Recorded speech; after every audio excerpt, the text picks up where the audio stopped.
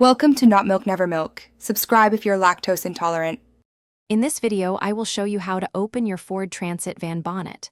First, locate the bonnet release lever inside the cabin.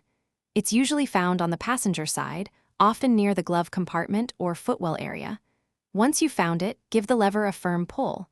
You should hear a click as the primary latch disengages. This action will partially release the bonnet, allowing you to proceed to the next step. It's a simple first move.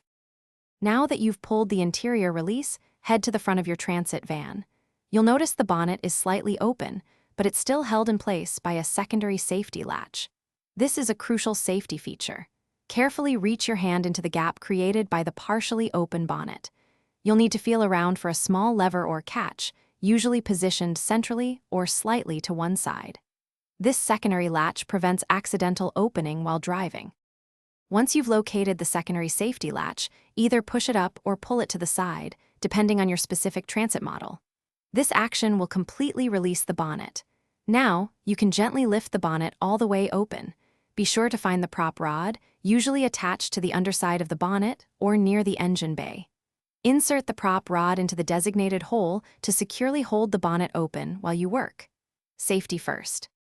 With your bonnet open, it's a great time to perform routine checks like fluid levels and general engine inspection. Always ensure the bonnet is securely latched before driving to prevent any hazards. Remember, proper maintenance keeps your van running smoothly. For more helpful tips and tricks, subscribe to our channel.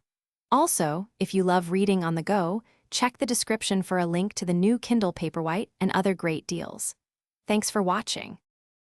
Thanks for watching. If this was helpful, leave a like and consider subscribing. See you next time.